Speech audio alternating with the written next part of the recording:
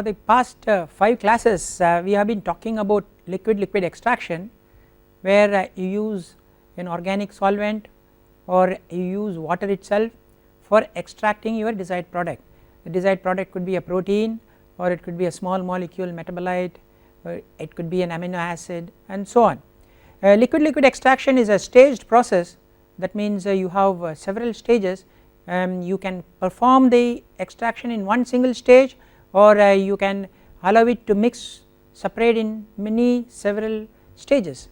We also looked at the co-current and the counter current approach, as well as the cross current approach for liquid extraction, and also we looked at design of number of stages based on certain extraction efficiency, whether it is a cross current or whether it is a counter current operation, or conversely given the number of stages, how to estimate the extraction efficiency. Then in the previous class we looked at the reverse micellar extraction, which is very important if you are extracting a protein or a peptide or any molecule which is very solvent sensitive. That means they lose their activity in the presence of solvents. So in such situations we use a surfactant or a surface active agent which will partition near the two different distinct layers, that is the water layer as well as the solvent layer. The surfactant has an interesting property. It has got a hydrophobic tail as well as a polar head group. So it partitions, the polar head group goes to the aqueous layer and the hydrophobic tail goes to the solvent layer. So the surfactant can be used to selectively capture the protein of interest from the organic solvent. In fact, the surfactant keeps the protein of interest away from the harsh solvent environment, which may deactivate or denature your protein. So what happens is there is a reverse micellar situation that happens. The surfactant aggregates so that the polar head groups are pointing inwards, the hydrophobic tail is outside. So when the hydrophobic tail is outside, it is in contact with your solvent, whereas when the polar head group is inside, it captures not only your aqueous water molecules, it captures also the protein, and so the protein is kept away from the organic solvent. This is what the aqueous two phase extraction system is, as against a normal solvent extraction. Normal solvent extraction systems are generally used for small molecules, whereas we go use the reverse phase micellar system if you are recovering protein. In fact, that is what this particular picture tells about. You have the protein in an aqueous phase, and once you add the organic phase and in the presence of surfactant, a reverse micelle is formed, so the protein is inside. Another system which we talked about is aqueous two phase extraction. That means you are extracting your desired protein from another aqueous medium using water. So it is a very interesting situation. You have two, both the systems, the liquid systems are water. So here you used something called a biopolymer. So the biopolymer is present in this aqueous water which is going to be extracting. So depending upon the density of the biopolymer, the partition coefficient of the solute of interest varies. So if I keep increasing the density of the biopolymer, then the solubility of the protein of interest goes down. So if I keep the molecular weight of the biopolymer less, then the solubility of the protein of interest increases. So by manipulating the molecular weight of the biopolymer, we can change the solubility or the partition coefficient of the protein of interest, and also you can change the type of salt, concentration of salt, the pH, temperature, such operating conditions to modify the partition coefficient. So in this particular aqueous system, two phase system, you are having the solvent also water, and the protein is also initially present in the water. So for example, if you are carrying out a fermentation, and generally the fermentations are carried out in aqueous medium in the presence of salts, buffer, and so on, you may have the biomass, cell debris, broken cells, and the metabolites, intracellular material present. Now you want to selectively just remove all the cell debris, cell mass, biomass and so on. So that is where you use a aqueous two phase extraction system actually. Okay. So the interaction between the biopolymer and the protein of interest is through non-bonded interactions like charge interactions, hydrogen bonding, van der Waals interaction and so on actually. Now let us look at something called costing. Ultimately when we want to decide on what type of equipment to use, cost plays a very important parameter or a factor. Yesterday I just introduced the concept of cost, now we will let us spend more time on the concept of cost. Here before you do the costing you need to realize something. We can modify the quantity of solvent that we use it for extraction, or we can increase the number of stages. So if you are increasing the number of stages, you are increasing the capital cost. If you are increasing the solvent amount, you need to think about how to recover the solvent, that means you are increasing your operating cost. In addition, if I am going to use large amount of solvent, then my vessels should be large enough to handle those quantity of solvent actually. So at a fixed solvent to feed ratio, the amount of solute that you are extracting will increase with the number of trays. So it is obvious. So if I keep on increasing trays, I will be able to extract more of the solute from your mother liquor, but then the cost also increases because you are increasing the number of stages. So it depends on what is the value of that solute which you are extracting. If it is a bulk chemical, you do not want to have extra stages and waste your capital cost, whereas the cost of the solute you are extracting might not be so much. But if it is a highly value added chemical and you want to extract as much as possible, then obviously you may increase the number of stages. So you will be adding to the capital cost, but you will be making in the selling price of the total product. For a fixed extraction efficiency, that means given a particular extraction efficiency, if I keep on increasing solvent amount, obviously I will be able to reduce the number of stages. If I decrease solvent amount, for a fixed extraction efficiency I need to put in more stages, it is obvious, right. So if I am going to have more solvent amount, obviously the capacity of the equipment also has to be very large for handling that, and if I am having more solvent amount, the product is in a very diluted form, so solvent removal cost needs to be included. So the distillation column has to be larger, maybe the steam amount of steam required to distill out the material also increases. So the operating cost, utility cost, they all go up. So you see that you need to again balance between, do I put in more stages or do I have more quantity of solvent with less stages. So again there is a balance. This is a typical mix settler. If you remember very early, about 4 or 5 classes back we talked about, where you have a tank where you are mixing your feed and the solvent. So that means you have an agitator and you have a big tank. So the quantity of the solvent you are handling, the quantity of the feed you are handling will determine the size of your mixer. Now if you look at the settler, this is another tank where you are not using an agitator. So the two phases separate out, so you take out the solvent phase and you take out the heavy phase. So that is the settler part. So each mixer settler is like one single stage. So if you are going to have 4 or 5 mixed settlers to achieve 4 or 5 stages, it is not very efficient because you will be occupying a lot of space. So on the contrary, you may go to a column type of liquid extraction if you are talking about multiple stages. The advantage here is you do not have a mechanical agitation, you will be occupying less floor space because it is like a column.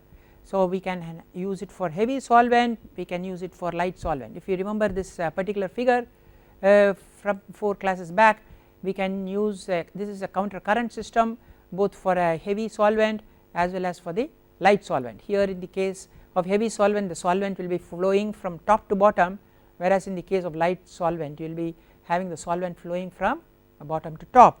So each type of equipment will have different type of capital cost, different type of operating cost and so on. So let us spend some time little bit on the costing part. If you look at column type extractor, it is not only the purchase cost of the column, but it will always include the installation cost. The installation cost, like I have been telling many times, will depend upon preparing your land, erecting your structure, having electrical connections, having water connections, having insulations. So all these will add up to installation cost. So a capital cost will include both. You are making the column operational, so that is what you are doing in this particular case. So a capital cost will depend upon, for the column, will depend upon a parameter called M&S. We will talk about this parameter. M&S is nothing but Marshall and Swift equipment cost index, and it is a function of the diameter of the column, it is a function of the height of the column, and also something called the cost factor. This cost factor will depend upon many parameters: the pressure, that means the pressure you are operating, and the material of construction of the internals, the type of internals you are using and so on. So this particular formula was taken from a book called Douglas, Conceptual Design of Chemical Processes. It is a 1988 book. Now the Marshall and Swift equipment cost index, let us spend little bit time on that. So this cost index in the 1926 it is taken as 100, and then the cost for different time periods were calculated. For example, the M&S cost index for the year 2001 is 1093, and for 2006 it is 1353. So in 1926 it was 100, and in 2006 it is taken as 1353. Okay, so that includes things like inflation, purchasing power and so on actually. So where do we use this number? Okay, look at this example. Suppose I have some idea about a cost of a vessel in the year 2001, it was 15,000. Now somebody is asking you what will be the approximate cost of that in 2006. What do? You go to the some chemical process industry data sheet or database, get the M&S equipment cost index for the 2001, which is 1093, and for 2006 it is 1353. The 2001 price is 15,000. So 15,000 into 1353 divided by 1093 will give you 18,565. So approximately the equipment will cost in the year 2006 $18,565 if it costed $15,000 in 2001. So this is where we use the M&S equipment cost index, understand. So we can use it for calculating the current price. If you know the current M&S index based on a old price, if you know the M&S index for that particular year. Many chemical engineering and process engineering data sheets or books keep giving the M&S values for quarters, so we can be more accurate. So quarterly changes are also happening. So the base for M&S is that in the year 1926 the cost index is taken as 100. Now there is another equation which is relating the cost versus the size of the equipment. For example, if I know the cost of an equipment cost A whose size is known, size A, and I want to find the cost of another equipment, larger equipment, that is size B, what will be the cost? So this is the particular formula where cost B is equal to cost A multiplied by size B by size A raised to the power n. N is an exponent, that is called the size exponent, and it varies between 0.3 to 1.72 for different type of equipments. If it is agitator, you have different n value, if it is a tank it is different, and so on. And there is a table, I will show you the table. So where do you use this? For example, I know the cost of a 2000 gallon vessel and I say it costs about $15,000. I want to know the cost, 15,000 into 2000 into 100 will give you 18,565. So approximately the base for M&S is that in the year 1926 the equipment cost index was 100, of the vessel, a 5000 gallon vessel, what will be the cost? You understand, a 2000 gallon vessel cost is known, that is $50,000. Now I want to know the cost of a 5000 gallon vessel. So what do? 15,000 is the cost of the smaller vessel, then size of the larger vessel is 5000, size of the small vessel is 2000 raised to the power n. In this particular case n is taken as 0.68, n for simple vessel is 0.68. So when you calculate you get 27,970. That means a cost of a 5000 gallon vessel, almost similar vessel, is 27,970 if the cost of a 2000 gallon vessel is 15,000. So with these two formulae we can do lot of equipment calculation which is good enough for a first order approximation. That means there could be almost 20% difference plus or minus variation, but it is good enough for us to make some decisions actually. Now I said this n value varies between 0.3 to 1.72. So depending upon the type of equipment, there are again tables available which tells you what n to select. For example, if it is an agitator, propeller type of agitator, n is 0.5, if it is a turbine type it is 0.3, if it is a compressor it is 0.6, 0.7, if it is boiler you see it is about 0.5, centrifuge it is going much higher than 1.72, if it is a horizontal basket centrifuge. For conveyor belts you take values between 0.65 to 0.85, dryer you go down to 0.45, that is drum type of dryer, collectors, dust collectors you have some values, evaporators you have some values like 0.7, filters 0.6, 0.5 and so on, pumps you have 0.6, tanks about 0.6, again vessels 0.5 and so on. So you see that there are data available which will give you some value for n, and we can use that n in our equation to calculate the cost of an equipment which is larger than the original smaller equipment whose cost is known. So we can use that particular equation to calculate cost of equipment. So see cost, some first order approximate costs could be obtained using these very simple formulae.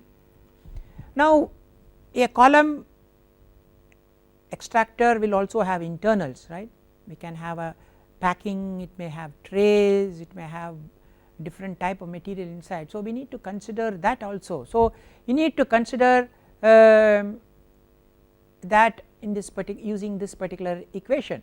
Again you have m and s divided by 280, diameter of the column, height of the column, and some you have the correction factor. So the correction factor will be a function of spacing, type of internal, type of material of construction of the internal. You may have a stainless steel, you may have mild steel, you may have carbon steel, so depending upon that. So the total capital cost will be capital cost of the column plus the capital cost of the internals, then we include all the installation cost. So this gives you some idea about how to do a costing for a column type of extractor. Okay. Now there is something called annualized capital cost. Okay. Annualized capital cost, okay, I buy an equipment today, the equipment may last say 10 years. So the total cost divided by 10 will give me the annualized cost. That means the cost is distributed over that period of n. Now n varies depending upon the type of equipment. So some chemical process equipments may last 5 years, some may last 10 years, some may last 15 years. So you can annualize it by dividing with that corresponding number. For example, even if you take a laptop for example, it may last for 3 years or 4 years or 5 years, okay, maximum 5 years. So we can divide by that particular number, whereas if you take a reactor it may last for 10 to 12 years. If you take a simple ordinary vessel without agitation, it may last for 20 years, buildings may last for 20 to 25 years. So the denominator will vary depending upon the life of that particular equipment. Okay. Now the operating cost will involve electricity, labor, utilities like water, steam, chilled water, and so on actually. So, all these needs to be considered in the operating cost. Now, there is something called maintenance also, you need to consider that, because every year you need to change some moving parts, you may have to change some brushes, you may have to change some gaskets, you may have to oil the equipment, you may have to take care of the wear and tear of some of the moving parts and so on. So, generally we may consider 3% of the total capital cost as a maintenance. Okay. So, even that needs to be added to calculate the total annualized cost. So, you see so many factors come into picture, you need to consider the actual equipment cost, the cost of the internals, then cost of making it operational, and then when you divide by the total life of the equipment, that will give you annualized cost. Then we need to consider the maintenance cost. Now, here I am talking that the maintenance cost will be 3% of the capital cost, but it can vary, it can become 5% or it can be even 10% depending upon the complexity of the equipment and so on actually. Let us go to mixer settler, where you have mixing taking place in a vessel. That means there is an agitator there in the mixer, and then after a thorough mixing they are transferred to a vessel where they are allowed to stay put and the two phases get separated. So, in a mixer settler you can have a carbon steel mixer settler, mostly we use very cheap material for mixer settler unless you are worried about the type of material which is going to affect your final product actually. So, in a mixer settler you have to consider labor, maintenance, explosion proof motor, because if you are talking about a solvent which are highly vaporizing, you need to consider the motor. Then there is a drive, piping, concrete, steel, instruments, electrical, insulation, painting. So, all these factors need to be included when you are making your capital cost. So, again in mixer settler we can have a reference cost, reference capacity, desired capacity, the exponent formula which I talked about, and again there is a M and S coming into Marshall and Swift index coming into picture. So, we can have formulae like this, raised to the power 0.7, because if you are just talking about a simple tank with an agitator in the mixer settler, then we can use the exponent as 0.7 here. Okay. Again you can use this simple formula for calculating the cost depending upon the capacity of the mixer settler. If you go to an extractor, centrifugal extractor, then generally we use a 316 stainless steel. So, it is slightly expensive, then it is going to have flexible connections, explosion proof motor. Again you are handling solvents, means vaporization of the solvent, explosion proof needs to be considered. Then you will need a variable speed driver, because the centrifuge RPM may be manipulatable. Then you have the instrumentation, you have the pumps, you have the labor, maintenance and so on. So, again you can have a formula like this. Here you notice the exponent is 0.58, again you have the Marshall and Swift capital cost index term coming in here. So, depending upon the capacity of your continuous centrifuge, you can calculate the capital cost using this formula. Here the capacity is assumed as mega gallon per year. So, you see a lot of numbers here, these are all based on the indices, various indices which are used in chemical process industries. So, you see we talked about several simple formulae which can be used to calculate the cost of different equipments that are going to be used in liquid extraction. The basic type of equipments are mixer settlers, column type of extractors or centrifugal type of extractors. Okay. Now, so far we talked quite a lot about the liquid extraction in the past 5 to 6 classes, wide ranging liquid extraction techniques, the issues related to the liquid extraction, the solvent usage, the type of solvents and the conditions for the solvents, and then we looked at aqueous type of extraction, and then we looked at the costing factors, the various factors that add up to the cost, and whatever costing we talked about, it is not a very detailed accurate costing, but it is more like a 25% error, plus or minus 25% error costing. So that is good enough to make certain selections, but if you are interested to get a detailed costing, then you need to spend more effort and spend more time to actually do those costings.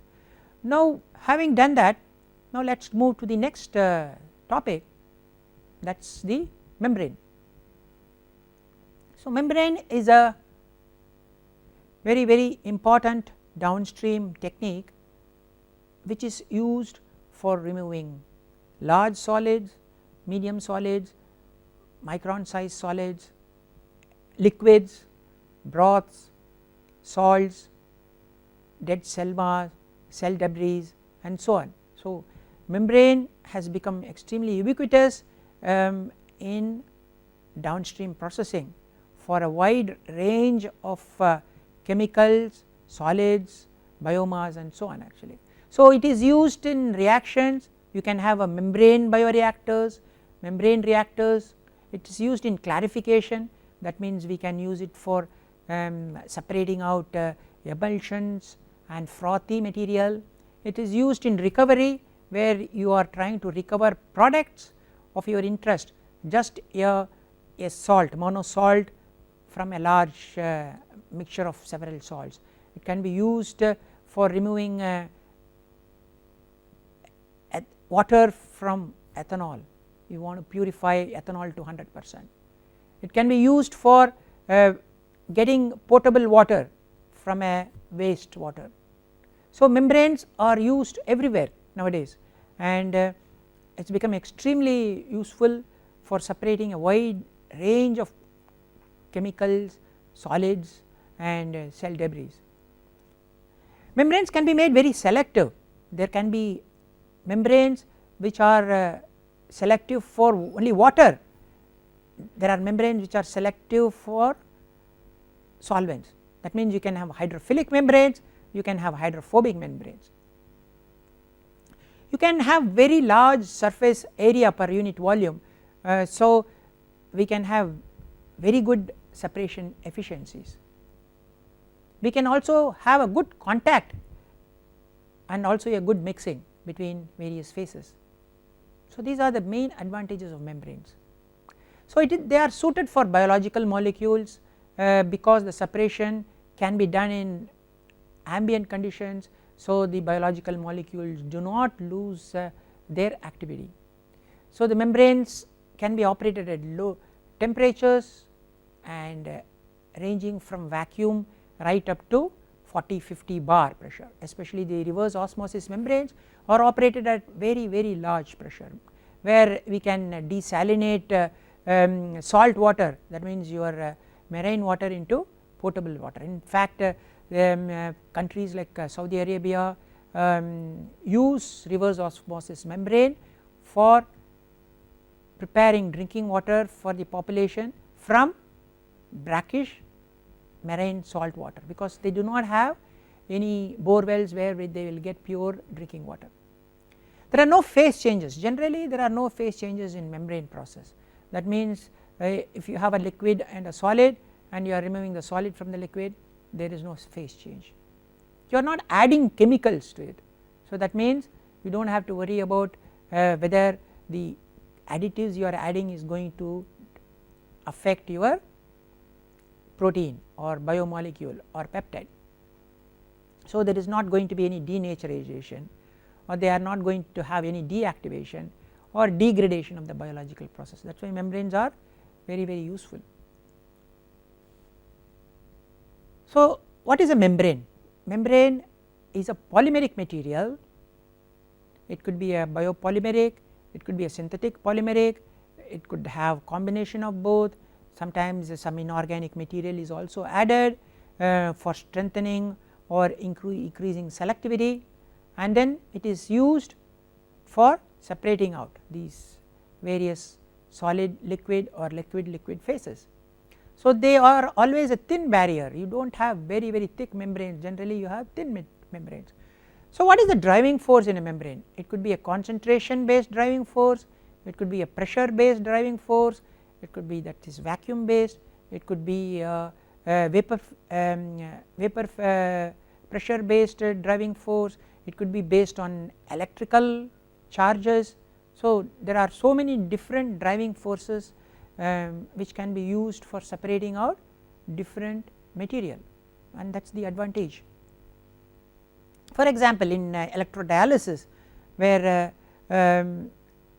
it is also called the artificial kidney, where people who have a kidney failure, where the kidney does not help in separating out the salts and the urine from the normal blood, they use membranes where they use a certain electrical charge electrical driving force for removing the salts from the blood, so that the blood which contains urea and other salts is purified. So, the artificial kidney has membranes and they separate out the salts, ions from the blood, so that the blood gets converted into purified blood. So, it does the job of a kidney. There are several types of membrane processes. You have microfiltration, nanofiltration, ultrafiltration, then we have the reverse osmosis, then we have the dialysis and the electrodialysis, then we have the pervaporation. So, a large number of membrane processes, and they have become industrially important, and many of these which I am talking about in this slide are already being practiced in a very large industrial scale. So, they are, it is not an academic exercise, but it is being practiced in commercial settings. So, microfiltration, ultrafiltration. So, you are purifying aqueous streams, so you can use it for removal of unwanted solids, or you can use it for concentrating. That means you have a very thin liquid, you are removing a large amount of liquid, so that you are concentrating the slurry. You can use it for recovery of valuable products. So, all these are done in microfiltration and ultrafiltration. Look at reverse osmosis. We can remove minerals, we can remove monovalent cations and anions, and so you make potable drinking water pure from anions and cations. We can remove bacteria, we can remove all the biological contaminants using reverse osmosis. Electrodialysis, we can use it for concentration or removal of dissolved ions. So, we can remove ions which are charged by applying large electric force or electric field. Gas separations, we can use membranes for separating gases, we can remove unwanted gases from wanted gases by using selective membranes. Pervaporation, we can use it for concentrating liquid mixtures. Suppose we have ethanol water, I want to concentrate ethanol to 100%, then I can use a pervaporation. Normally ethanol water we cannot purify ethanol to 100% by distillation, because ethanol water forms an azeotrope. So, at that azeotrope further purification or removal of water from ethanol is not possible. So, in that situation what do we do? Either you add another solvent which will break the azeotrope, so that you can purify ethanol, but that has got disadvantage, because you are adding another solvent which may be contaminating your system or which is also adding to the cost. So, here we use something called pervaporation. So, we can use membranes which are hydrophilic, so the water alone can be just removed from ethanol, so the ethanol can be concentrated to 100%. So, pervaporation is used in such situation. Sometimes you want to concentrate fruit juices, you do not want to heat it because fruit juice will lose its flavor, texture, color, so there you use pervaporation. So, such situations pervaporation has become very useful. Ultrafiltration, so where do you use ultrafiltration? So, we can use it for liquids and low molecular weight dissolved species, colloid particles, macromolecules, they can be rejected or captured. So here the driving force is the pressure, so it is almost like a normal filter. So there are holes, molecules or salt which are larger than the holes get rejected, only the liquid goes through. Dialysis, there are membranes where again low molecular weight solids and ion pass through in dialysis membrane, where colloidal particles, solutes with molecular weight larger than 1000 are rejected. So dialysis works on concentration difference across the membrane. So you have large concentration in one side, you have low concentration in another side. So the solute travels from the large concentration down to the low concentration. Then comes electrodialysis. This happens because of a voltage difference. So you are applying a voltage, so cations will go to the cathode, anions will go to the anode, so that way ions get separated. So here the driving force is electrical field, whereas in dialysis the driving force is the concentration gradient. Reverse osmosis, this can be used for dissolved and suspended material which will get rejected. So you will get pure 100% pure water on the other side. It is good for preparing drinking water, that means you can completely remove all the salts present in the water. So here the driving force is you are applying a pressure larger than the osmotic pressure, so that the water moves from a higher concentration to the lower concentration. For gas liquid separations, again you may have unequal rates of transport through a non-porous membrane. That means if there are two gases, one gas may have a higher rate of transport in a non-porous membrane because of a solution and diffusion. That means one gas diffuses faster, whereas other gas diffuses slower. So the faster gas which is diffusing will be getting concentrated on the other side of the membrane. So the gas liquid separation is not based on pores, but it is based on diffusion phenomena. Per evaporation, the feed in the liquid phase will become vaporized, they will permeate and they get captured or collected on the other side where you have lower pressure or the subatmospheric pressure in the vapor phase.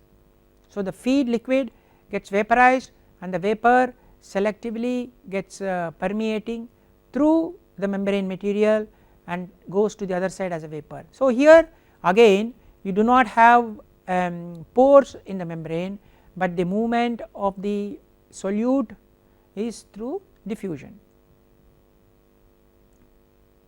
Then you can also have liquid membranes which can collect solutes of interest inside the liquid membrane.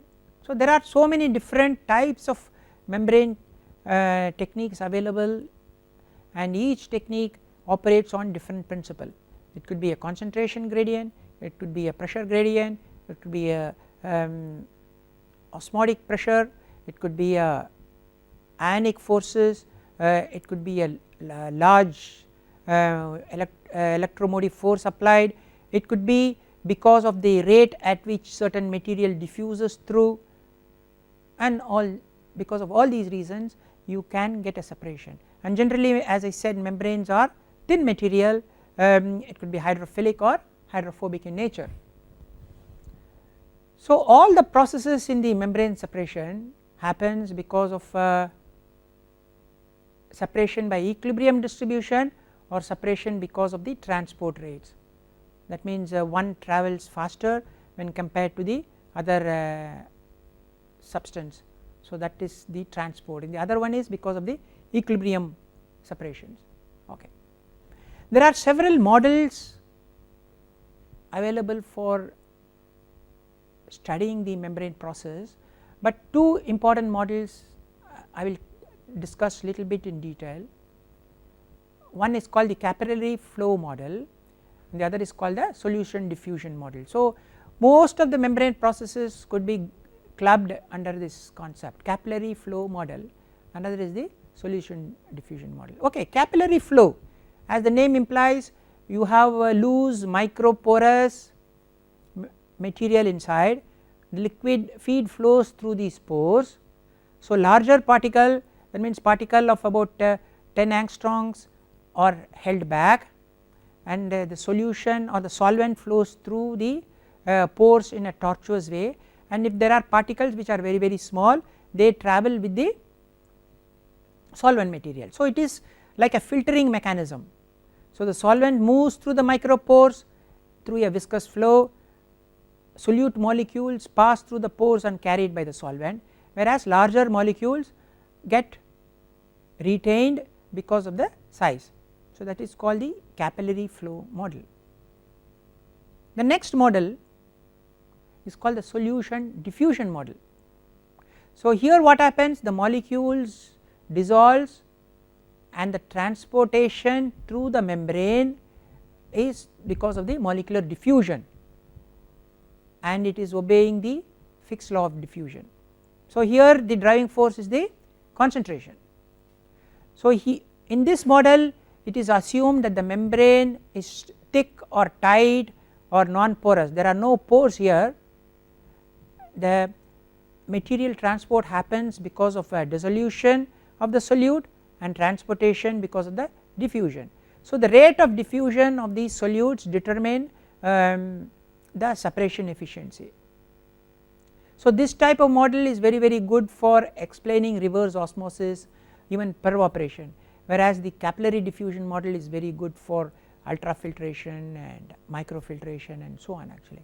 So in real life you may be using either the capillary flow model, that is model 1, or the solution diffusion model to understand the process of separation.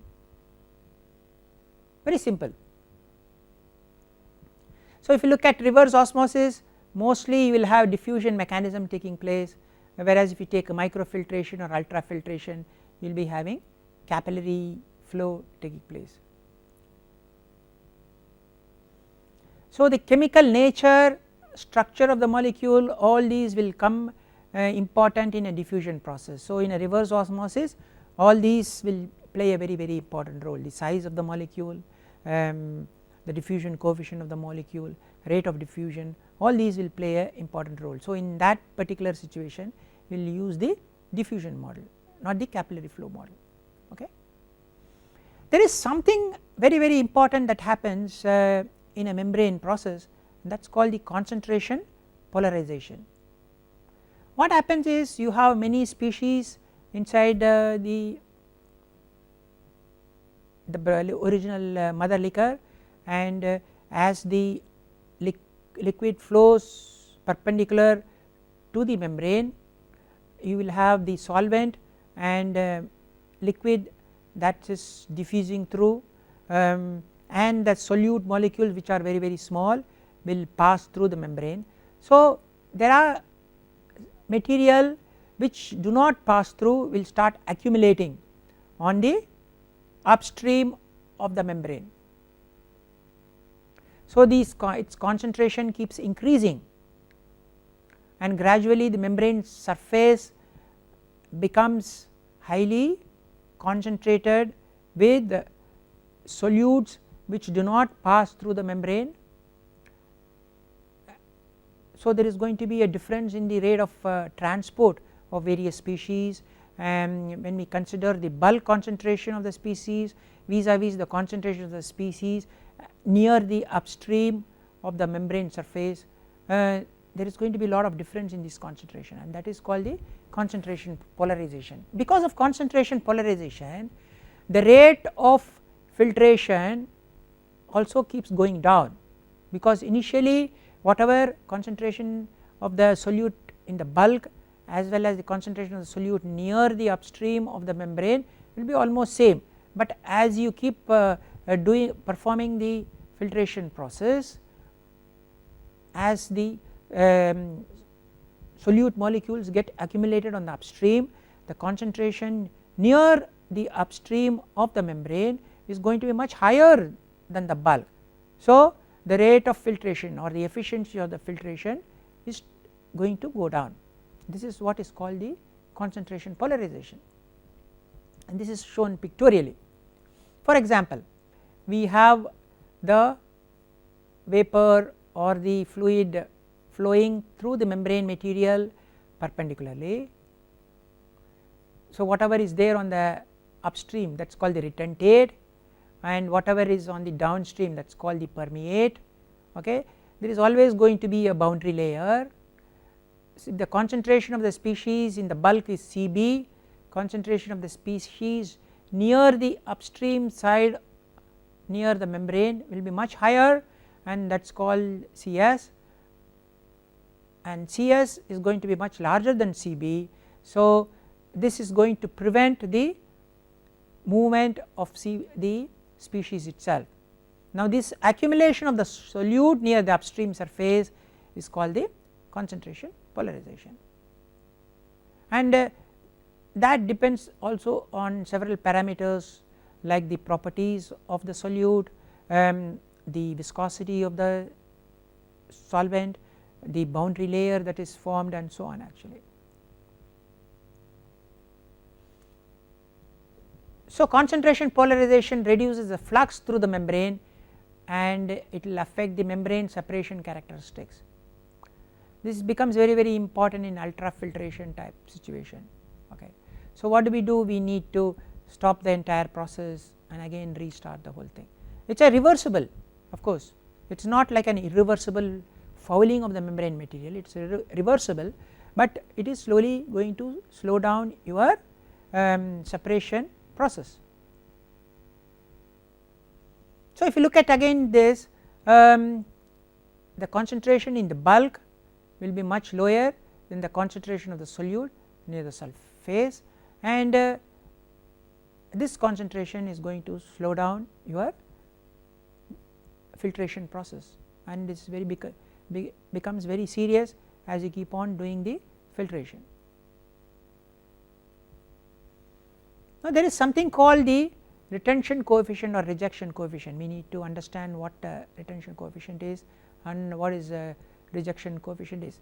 The separating ability of membrane in pressure driven process like microfiltration, ultrafiltration, reverse osmosis and so on is based on something called a rejection coefficient. So, rejection coefficient is nothing but concentration of the solute in the membrane surface minus concentration in the permeate divided by Cm. So, obviously rejection coefficient will always be less than 1, agreed, obvious. Please note R is depending upon Cm. Cm is the concentration of the solute in the membrane surface, but it is not the concentration in the bulk of the upstream. So, you can have another term called R dash, which is the actual observed retention coefficient.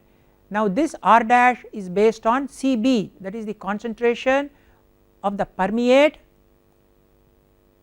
in the bulk phase, and we just talked about the concept of concentration polarization, and we also said Cb will not be same as the concentration in the upstream very close to the membrane, the upstream very close to the membrane concentration must be much higher than Cb, right.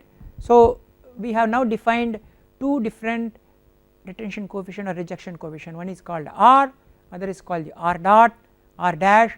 R dash is based on what we actually observe, it is based on the Cb, that is the concentration in the bulk, minus Cp, that is the concentration in the permeate divided by Cb. So, by combining both we can get R dash is equal to 1 minus R Cm by Cb. Okay. So, now Cb is the concentration in the bulk, Cm is the concentration near the upstream of the membrane, and because of concentration polarization this term is always larger than 1, understand, this term is always larger than 1. If this term is equal to 1, what will happen? R dash will be equal to R, understand, if this term is equal to 1, so this will become 1 minus 1 plus R, So 1 and minus 1 will cancel, so R dash will be R, but because Cm is larger than Cb, R dash will be very different from R. So you need to keep that point in mind.